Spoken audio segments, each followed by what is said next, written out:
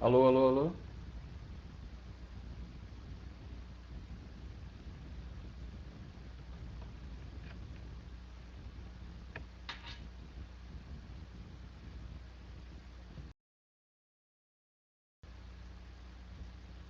Alô, me ouvem agora, gente?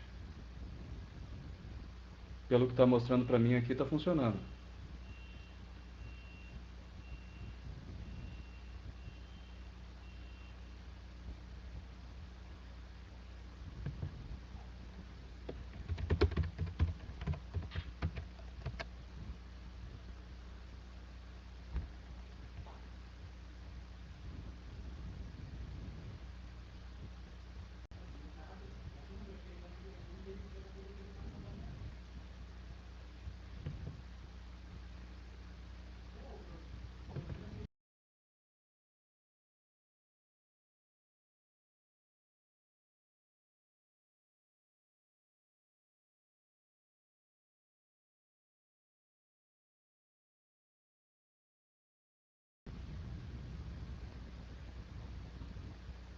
Alô, alô, alô, alô?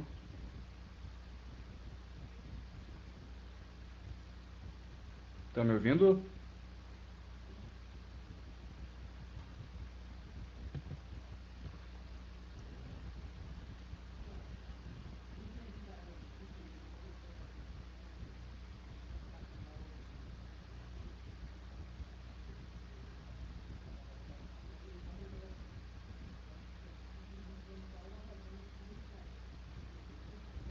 Bom, então, gente, seguinte, eu não estou vendo nada aqui no chat, né? Por isso que eu fiquei perguntando para vocês. Então, agora superadas algumas dificuldades técnicas, a gente começa de novo. Então, o seguinte, né? Com a turma de vocês, gurizada, a gente chegou a ter umas 2 semanas de aula, né? E nessas 2 semanas de aula, eu consegui dar uma adiantada boa naquele conteúdo introdutório. O que eu queria combinar com vocês, já aqui nessa primeira aula, já aqui nesse primeiro momento em ambiente virtual, que a gente continue utilizando o livro como uma boa, um bom guia, né, para o trabalho que a gente está fazendo, certo? Só para retomar, porque esse tempo que a gente não se encontra cria um determinado lapso, né? E a gente precisa retomar o conteúdo de onde a gente parou, certo? Eu queria relembrar com vocês um pouquinho, nessa primeira parte da aula, refrescar um pouquinho a memória de vocês, né? Já que faz esse tempo que a gente não se encontra, tá? O Leandro me disse que vocês já tinham recebido o livro, né? O livro de filosofia e sociologia, ou pelo menos alguma versão digitalizada dele, alguma parte do livro, alguma coisa assim, né? De maneira que eu acredito que todo mundo aí disponha do material, né? E mesmo se alguém está sem o material aí agora, não é problema, tá? Eu só vou fazer indicação de onde a gente está aqui no livro, de onde é que a gente anda no conteúdo agora nesse momento, certo? Bom, a gente começou pela filosofia, tá, gurizada? Por uma questão assim, metodológica, por uma questão da própria natureza da disciplina, né, como eu tinha comentado em aula. Porque quando a gente fala de filosofia, a gente fala, entre ela e a sociologia, a gente está falando de uma disciplina que tem mais conteúdo, né? Que tem mais pensadores para a gente ver, que tem mais conceitos para a gente ver, e principalmente que é uma disciplina mais antiga, né? Vamos lembrar de uma coisa que eu coloquei lá no quadro. A sociologia nem tem 200 anos ainda, enquanto a filosofia tem mais de 2 milênios e meio. Então, é óbvio que nesse tempo maior, a gente tenha, evidentemente, muito mais coisa, né? Muito mais coisa para ver, certo?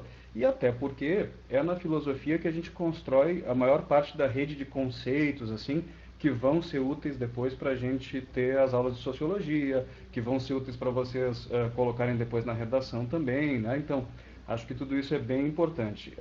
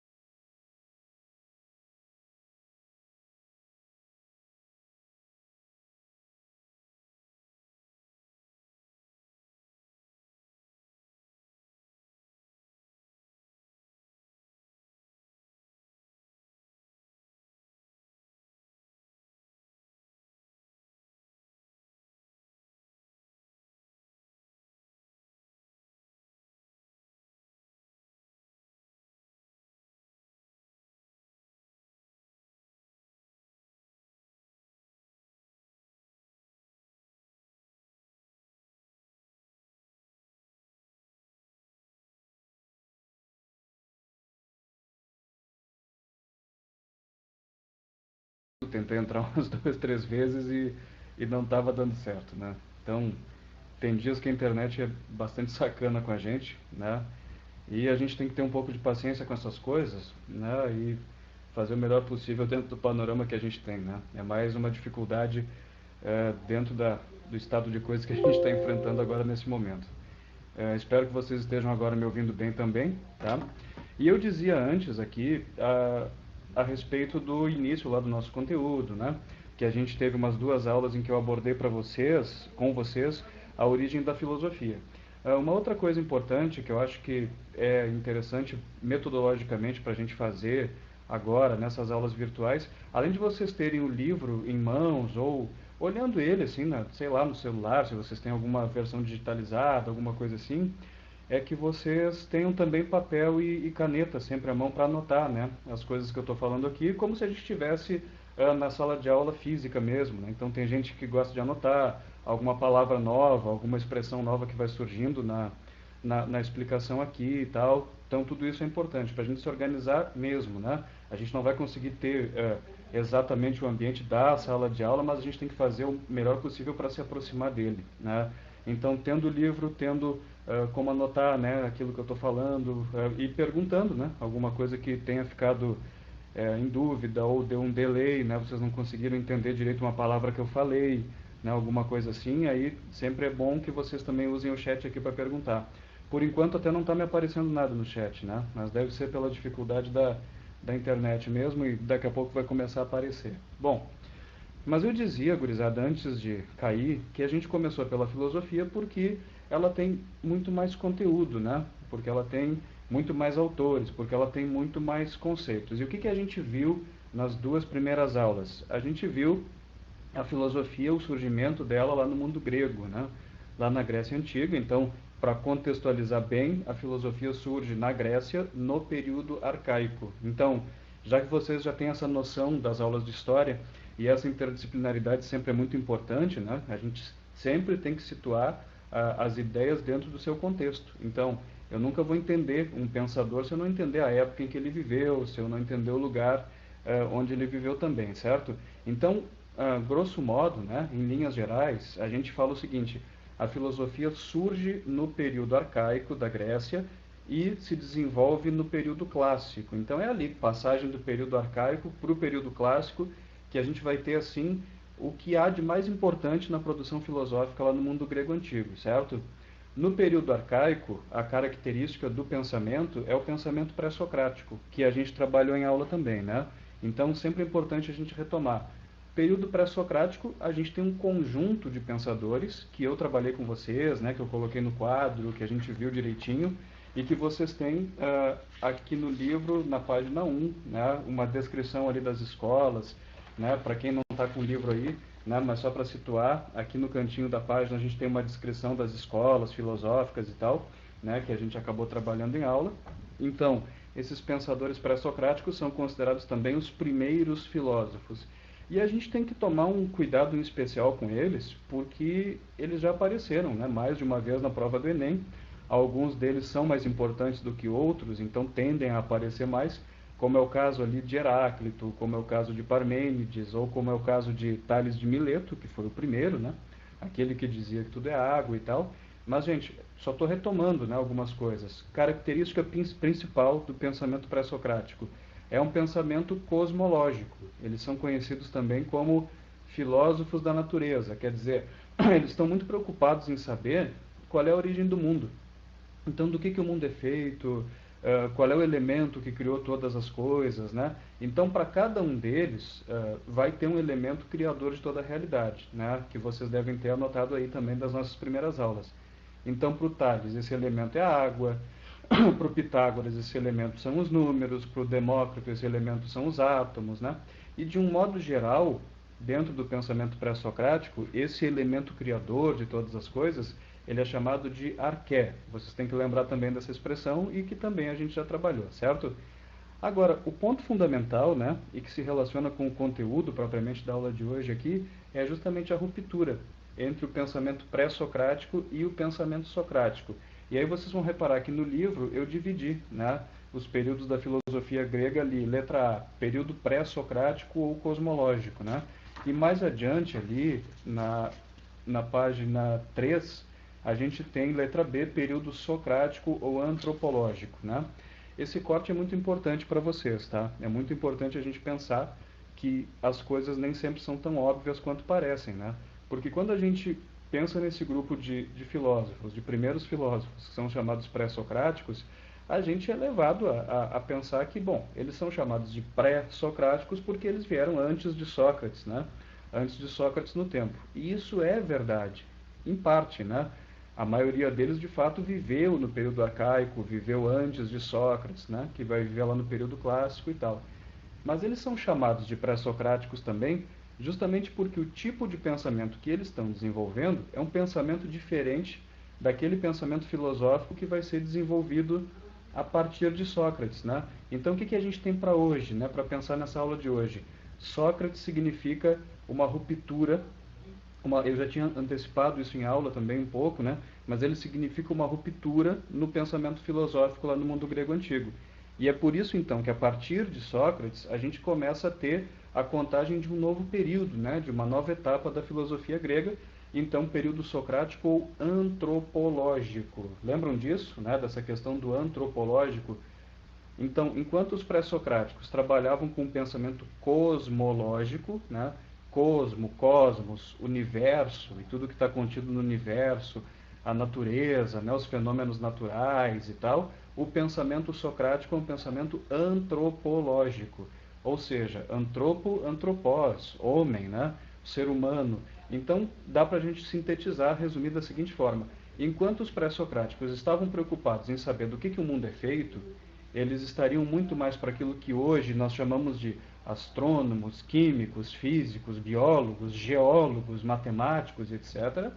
Sócrates começou a se preocupar, foi o primeiro filósofo a se preocupar com questões propriamente humanas, dentro daquilo que a gente chama de ciências humanas hoje, né?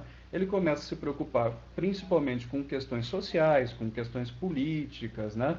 Então a gente fala de um certo modo que Sócrates é o fundador das humanas, né? De uma maneira mais geral. O objeto principal da filosofia dele é o homem, é o ser humano, mas o ser humano no sentido político, no sentido social, no sentido econômico, certo?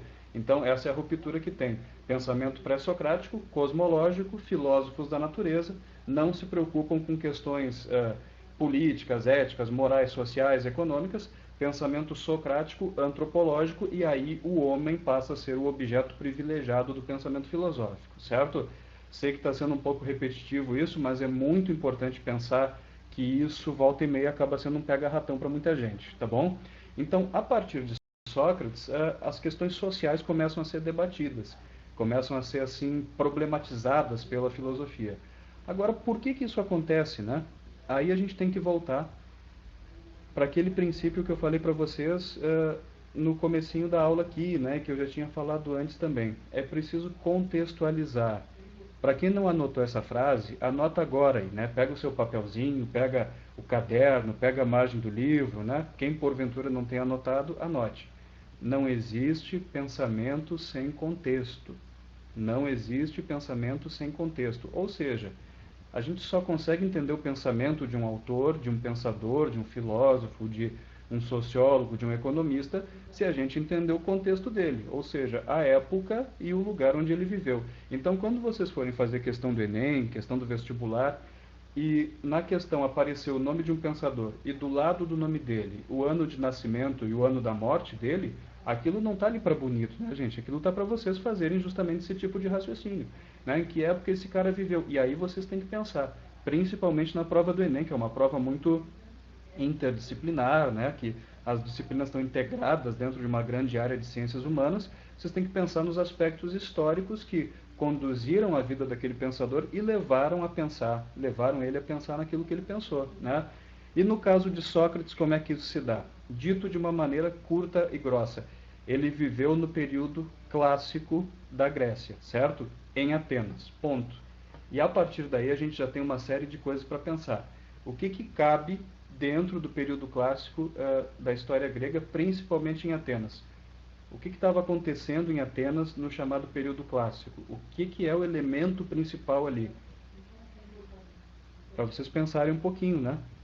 Democracia, certo? Numa palavra só, democracia. Então é impossível a gente compreender o pensamento filosófico de Sócrates sem colocá-lo dentro de Atenas e dentro do regime democrático que existia lá. E a partir daí, a gente precisa definir um pouco melhor a democracia, certo, gente? E aqui a gente vai fazer esse trabalhinho hoje, né? Um trabalho de definição, definição conceitual. Então, vão anotando coisas aí, vão perguntando, né? Aquilo que vocês tiverem dúvida, né? Ou aquilo que vocês não tiverem ouvido bem, enfim, tá? Gurizada, democracia é um conceito muito amplo, né? E as palavras, elas têm uma história. Assim como a humanidade tem uma história, os costumes têm uma história, as instituições políticas têm uma história, os conceitos também têm uma história, né? E ter uma história significa que houve mudança ao longo do tempo. Então, pensar em democracia lá no mundo grego antigo e pensar em democracia nos dias de hoje não é pensar exatamente na mesma coisa, né? Embora a gente use o mesmo conceito, a mesma palavra, os conceitos no decorrer do tempo vão tomando outros significados. E aí a gente já poderia pensar numa diferença fundamental que existe entre a democracia como a gente conhece hoje e a democracia lá no tempo de Atenas, lá no período clássico, especialmente no século V antes de Cristo, né, que é o momento que Sócrates está vivendo. Que diferença é essa? A diferença é o modo como ela se pratica, né? Hoje nós temos uma democracia que é chamada de representativa. Então, nos países do mundo onde a democracia é o regime vigente, ela em geral é representativa. O que isso significa? Que nós, cidadãos comuns, não vamos até o espaço legislativo criar as leis, certo?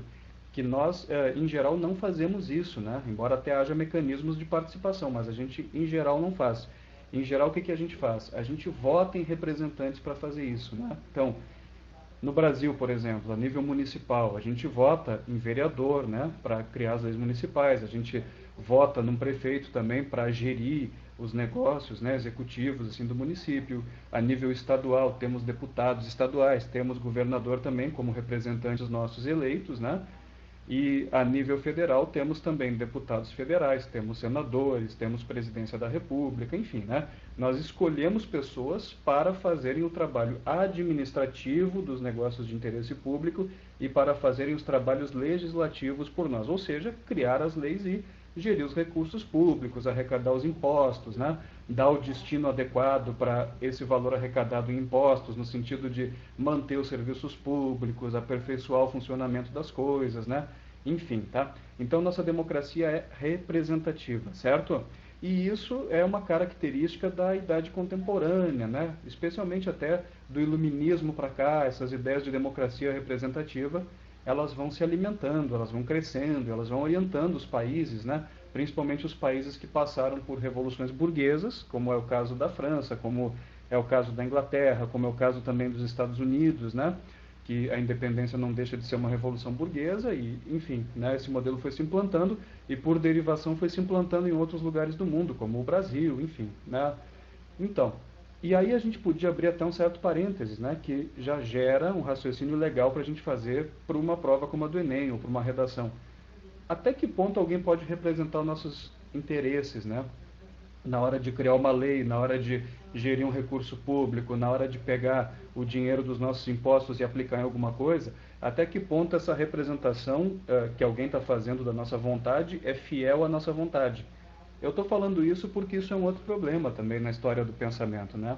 Quando a gente vai lá para o iluminismo, lá para o século XVIII, a gente pensa, por exemplo, em Rousseau, Jean-Jacques Rousseau, todo mundo já ouviu falar dele, né?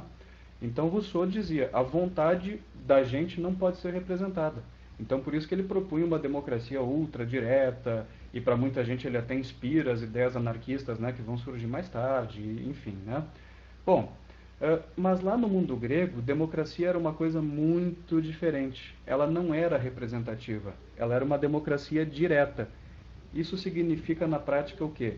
Que se eu sou um cidadão, especialmente lá em Atenas, né, que é o contexto onde vive Sócrates, se eu sou um cidadão ateniense, eu não vou nomear ninguém, eu não vou votar em ninguém para me representar. Se eu tenho interesse na criação de uma lei, eu tenho que ir para o espaço legislativo, para agora, né? Então, anotem essa palavrinha, agora. É como se fosse agora, só que com acento agudo no primeiro A, né? Ágora. O que é a ágora? É a praça pública, é o espaço público. Então, uma coisa importante, os gregos criaram essa ideia de espaço público, né? Se a gente pensa na sociedade hoje, pensa na sociedade nossa aqui, nós temos espaços públicos, pensa aí numa praça, pensa num parque, né? Nas vias públicas, nas ruas, e nós temos os espaços privados, né? Como os da nossa casa, da empresa que a gente trabalha, enfim. Né? Os gregos criaram essa noção, né? Essa diferenciação entre espaço público e espaço privado. Então havia lá a ágora, que é a praça pública, que é o espaço público, onde aconteciam, né, os debates políticos, as proposições da criação das leis. Então, se eu fosse um cidadão ateniense, eu não votaria em ninguém para fazer esse trabalho por mim. Eu mesmo teria que fazer, certo? Então dá para dizer basicamente o seguinte: a democracia ateniense da época clássica é uma democracia direta. O cidadão se autorrepresenta, por assim dizer. Ele não nomeia ninguém, ele não elege ninguém para fazer isso por ele, certo? E na democracia, como a gente entende contemporaneamente, em geral ela é representativa, né? Nós não participamos diretamente, nomeamos, elegemos, escolhemos alguém para fazer esse trabalho para nós. Então, falei tudo isso, né, só para a gente conseguir demarcar essa diferença. Bom, agora focalizando um pouquinho o mundo grego. Então, eu sou um cidadão ateniense, e fazendo a conexão com as aulas de história, né, com aquele conhecimento que vocês vão construindo lá. Todo mundo podia ser cidadão ateniense? Claro que não, né? Lá em Atenas, para ser cidadão, era preciso cumprir pelo menos uns 5 requisitos básicos. Primeiro requisito, que a gente pode já colocar em discussão aqui, ser homem. E isso já excluía muita gente. Segundo requisito, ser livre. Isso também já excluía muita gente, lembrando que a gente está tratando de uma sociedade escravocrata. Então, nem todo homem era livre, certo? Então, ser homem, ser livre, ser maior de idade também era um critério, certo?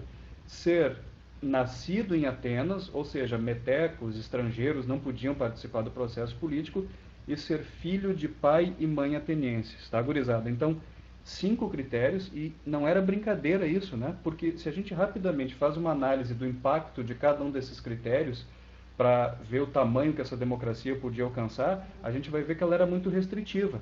Então a gente tem uma tendência de idealizar os gregos e pensar, nossa, eles inventaram a democracia, inventaram um espaço público, como eu falei agora há pouco, inventaram tanta coisa maravilhosa, mas não é bem assim, né? A gente não pode sacralizar a antiguidade, a gente não pode pensar que essas civilizações clássicas nos legaram tudo de bom, né? Há muita coisa ruim nisso também.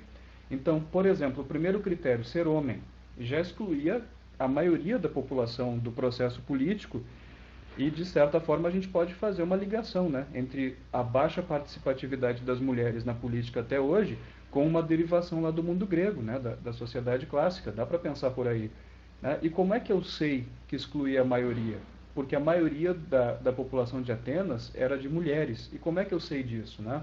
A gente tem que lembrar que no período clássico recém tinham terminado as guerras médicas, então a mortandade de homens foi muito grande. É óbvio que a população de mulheres era muito maior lá em Atenas, né? Então, o primeiro critério, ser homem, já excluía a maioria. Ser livre, né? Como eu falei antes, já excluía muita gente também, porque é uma sociedade escravista. Ser maior de idade, idem, porque os homens mais velhos tinham morrido na guerra. Então, havia muito menino em Atenas, né, que ainda não tinha idade para participar, enfim, né? Ser nascido em Atenas e filho de pai e mãe atenienses também não era uma condição para qualquer um, certo? Porque Atenas era a cidade mais importante do mundo antigo, né, nesse momento, então atraía muita gente para lá. Então tinha muito estrangeiro e tinha muito filho de estrangeiros. É como a gente pensa em São Paulo hoje. É muito difícil até, por incrível que pareça, a gente encontrar no centro de São Paulo um paulistano, quer dizer, uma pessoa nascida ali na cidade de São Paulo, filha de pai e mãe paulistanos também, né? Porque São Paulo é como se fosse um imã, né? Do ponto de vista econômico, atraindo pessoas para lá. E por analogia a gente pode pensar que em Atenas, na antiguidade, acontecia a mesma coisa. Então era muito difícil. Aí, gurizada, eu tenho um número para dizer para vocês, se vocês quiserem anotar aí. Qual era o percentual de cidadãos, então, na população total de Atenas desse momento? Desse momento, período clássico, século V a.C., século de Péricles, né? Era mais ou menos 6%, certo?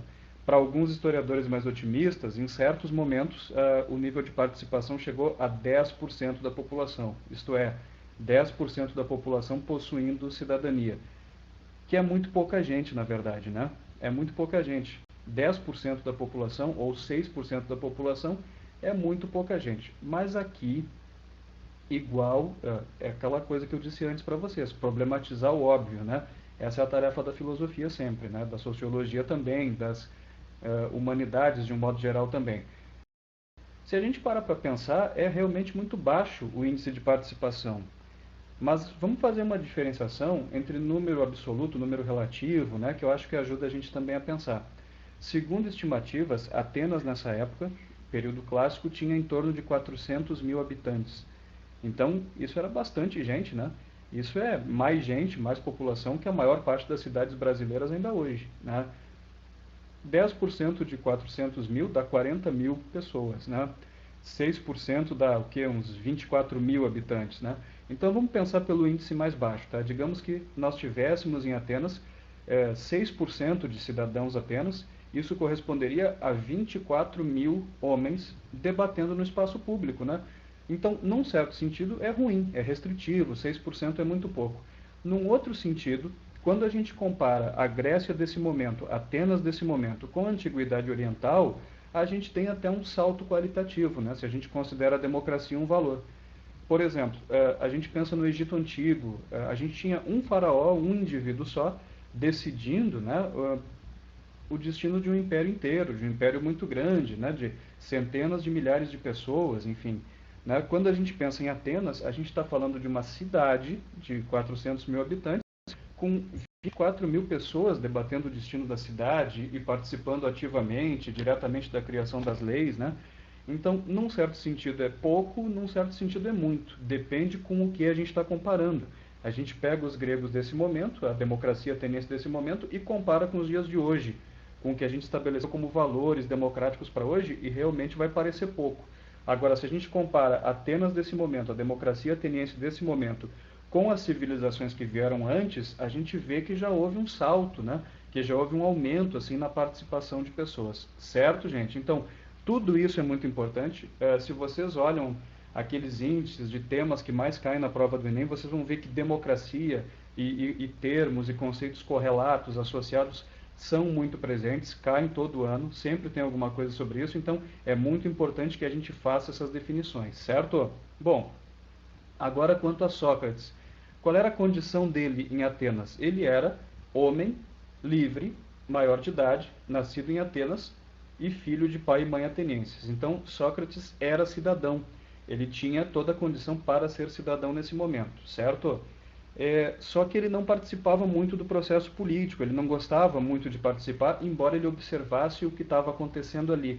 E o que estava acontecendo ali foi o que incomodou ele. Porque ele percebeu que essa democracia de Atenas, ela estava muito marcada, ela estava muito manchada por determinadas práticas muito pervertidas, muito ruins, né?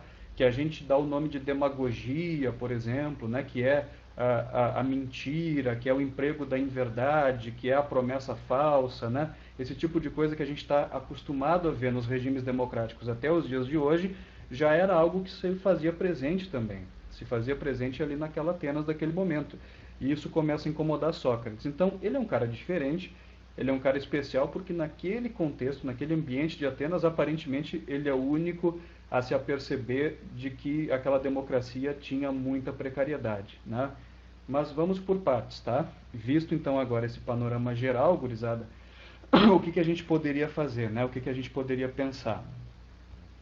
Essa democracia ateniense, ela era uma democracia direta. Então, eu, Demétrio, sou cidadão, né? Então, se eu estou interessado na criação de uma lei, eu preciso ir para a praça pública no momento em que a eclésia, né, que é a Assembleia Popular de Cidadãos, se reúne lá, eu tenho que ir para a praça pública e propor a criação dessa lei.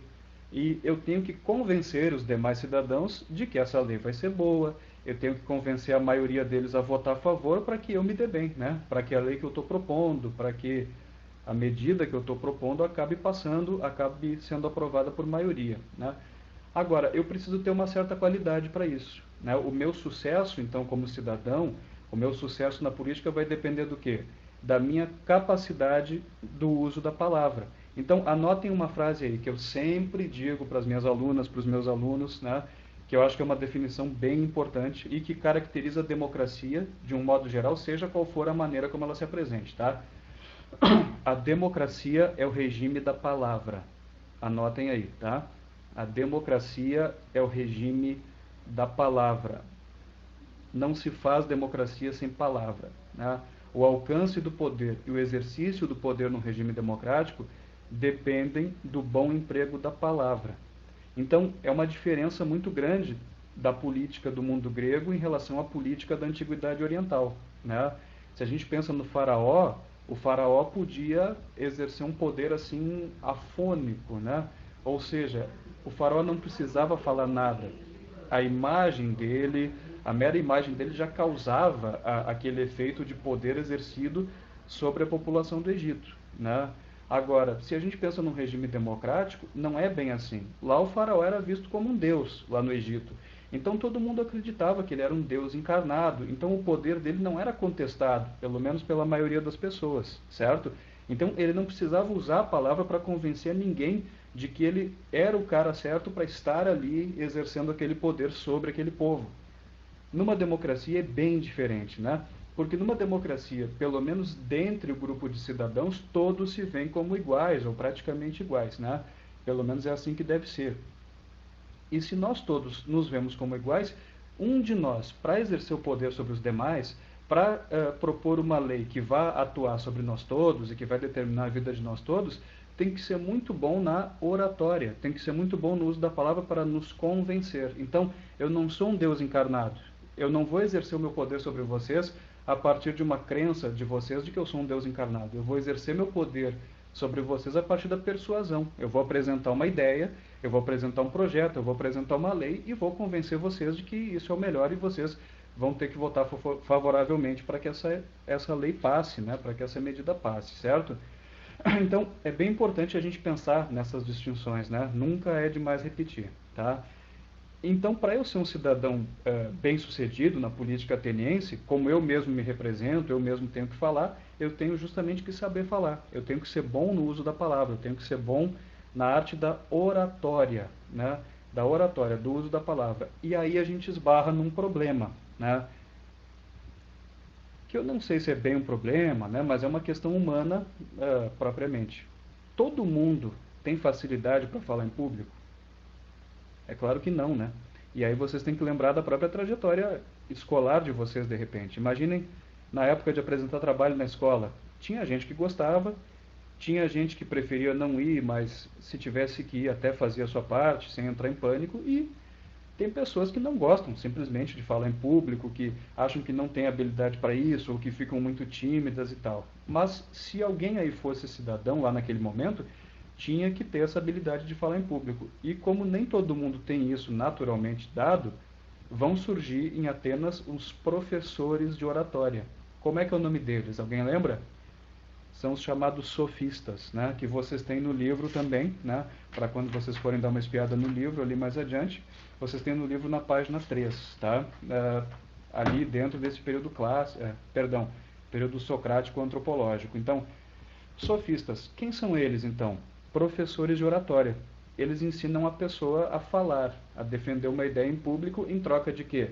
Em troca de remuneração, né? Em troca de pagamento.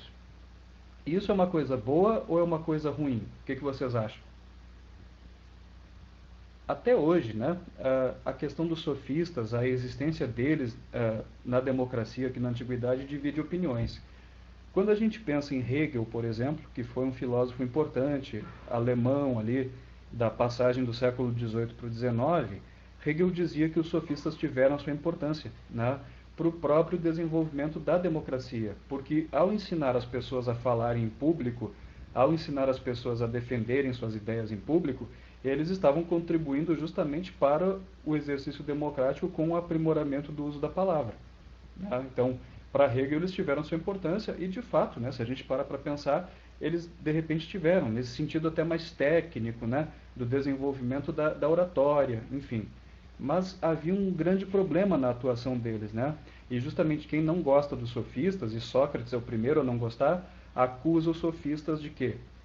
de praticarem, professarem, defenderem o chamado relativismo moral. Então, quem está com o lapisinho, com a caneta na mão aí, anote, sofistas é igual a relativismo moral. O que significa essa expressão? Significa que para eles, não existia exatamente, necessariamente, o certo e o errado. Para eles não existia nada disso. O que existia? Existia o interesse de cada um, né? O maior sofista de todos chamava-se Protágoras, né? E Protágoras tinha uma frase que se tornou célebre, até hoje é muito conhecida, né, na história do pensamento. Se vocês também quiserem anotar, a frase diz o seguinte: o homem é a medida de todas as coisas. O homem é a medida de todas as coisas, tá? Anotaram aí? O homem é a medida de todas as coisas. O que isso significa, né? E aí a gente também tem que interpretar. Quando Protágoras fala o homem é a medida de todas as coisas, ele não está falando de o homem no sentido universal. O homem como a gente conhece a partir da Revolução Francesa, por exemplo, né? Homem como uma palavra representativa da humanidade como um todo, no seu conjunto. Não é nada disso. Protágoras, lá na Atenas do período clássico, quando diz que o homem é a medida de todas as coisas, ele está falando do homem como indivíduo. Então puxem uma flechinha aí nesse homem que vocês anotaram e coloquem indivíduo. Então, o homem é a medida de todas as coisas, quer dizer, o indivíduo é a medida de todas as coisas. Significa na prática o seguinte: eu sou a medida do que é bom e do que é ruim. O que é o bom? Não existe o bom em sentido absoluto, ético. O que é bom vai ser aquilo que é bom para mim. E o ruim, o que é? Aquilo que é ruim para mim, né? Então, basicamente, os sofistas defendiam uma ideia individualista, dizendo: cada um de nós tem que correr atrás dos seus interesses particulares, né? Eu sou a medida do que é bom e do que é ruim para mim, daquilo que me interessa ou do que não me interessa. Então, se eu sou um cidadão ateniense, eu tenho que propor a criação de leis e de medidas em favor dos meus interesses particulares e não dos interesses da coletividade. E é essa postura dos sofistas justamente que vai incomodar Sócrates, tá, gurizada? É isso que é bem importante. Sócrates pensava, ele foi o primeiro filósofo a pensar: o coletivo vale mais do que o individual. A cidade, a polis, a sociedade é mais importante do que o indivíduo. Nós temos que ter um pensamento coletivista, nós temos que ter um pensamento que pense no bem de todos, uma política que faça o bem de todos, né, que contemple, né, os interesses da coletividade, da sociedade no seu conjunto, né? E os sofistas defendiam então a ideia contrária: cada um tem que defender seus próprios interesses particulares. E aí começa um embate entre Sócrates e os sofistas, certo? Bom,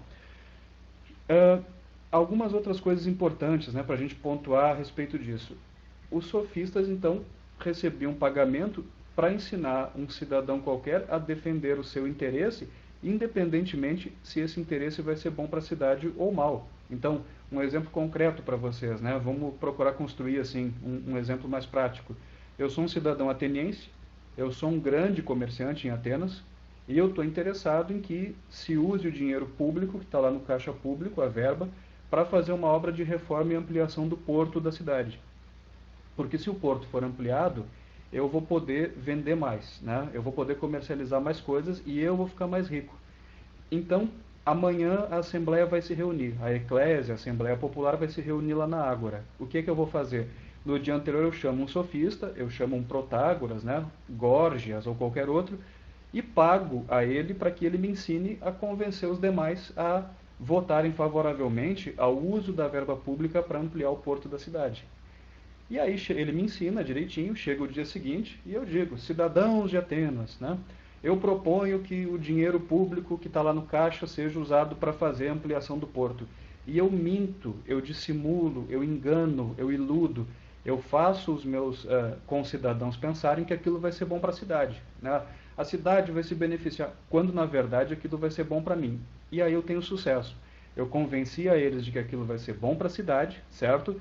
E a maioria votou a favor, ou todos votaram a favor, o dinheiro público é usado para ampliar o porto, eu fico mais rico porque eu tenho um volume maior de comércio, de coisas, e daqui a pouco a cidade precisa de uma outra obra importante, que vai atender a maioria das pessoas, que vai ser boa para o conjunto da cidade, e já não tem mais dinheiro para fazer isso, porque o dinheiro foi usado para fazer a ampliação do porto que me interessava particularmente. Então, num exemplo concreto, gurizada, é isso que vai incomodar a Sócrates, né? E, de certa maneira, por que esses pensadores como Sócrates são clássicos, né? Porque eles estão colocando em debate determinadas coisas, determinadas questões que ainda são muito presentes na vida da gente. Então, o que é demagogia, né? Que é uma palavra que eu tinha falado agora há pouco. Quando os sofistas ensinam o cidadão a dissimular, a mentir, a fazer o uso da palavra para manipular os demais, tentando passar um interesse seu particular como se fosse um benefício coletivo, né? Algo de interesse coletivo, isso é demagogia. Então, o que é demagogia? Vamos lá na raiz da palavra. Dema, demos, povo. Então, demagogia, democracia tem a mesma raiz, né?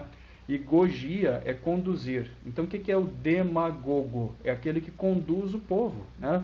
Mas conduz o povo no sentido de manipulação, né? No sentido que a gente usa hoje a expressão massa de manobra, de iludir, de ludibriar um povo, um conjunto de cidadãos e fazer com que eles pensem naquilo que eu estou pensando, acreditem naquilo que eu quero que eles acreditem e assim os meus interesses particulares vão sendo satisfeitos, né? Então, é importante a gente estudar Sócrates por isso. A gente entende que certos defeitos do regime democrático até hoje estão aí. Bom, gurizada, eu vou já me aproximando do fim aqui, né? A gente teve esse probleminha técnico, eu também não quero obstaculizar o trabalho dos colegas e tal, né? De quem venha depois e não cansar muito vocês também, mas eu queria só deixar uma sugestão aqui para vocês, tá? No livro de vocês, na página 5, nós temos exercícios de fixação, certo?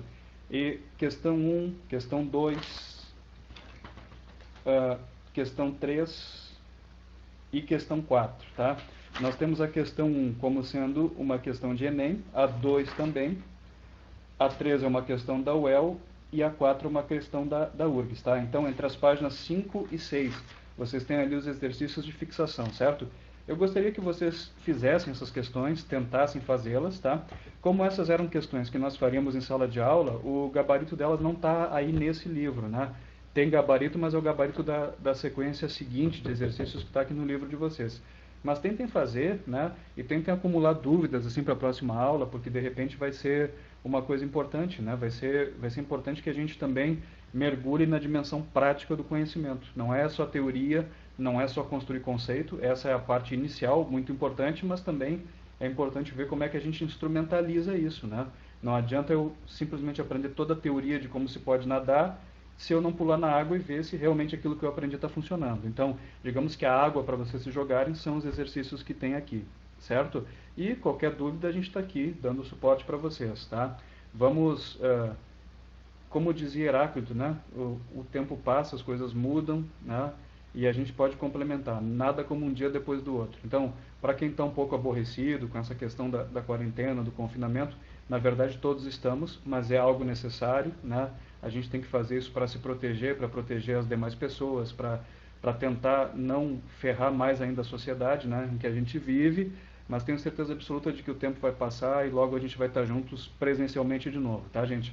E enquanto isso, a gente oferece para vocês essas aulas aqui, vamos tocando o conteúdo, né? Vamos fazendo aquilo que a gente tem que fazer, porque ao final de tudo isso o Enem vai estar lá esperando e a gente prima pela preparação de vocês com muita qualidade, com muita competência, né? E a gente está aqui disponível para atender vocês, então não esqueçam, tá? Vocês têm na gente aqui um suporte permanente para ajudar vocês. Beleza, gurizada? Eu vou ficando por aqui, tá? E qualquer coisa é só chamar. Valeu!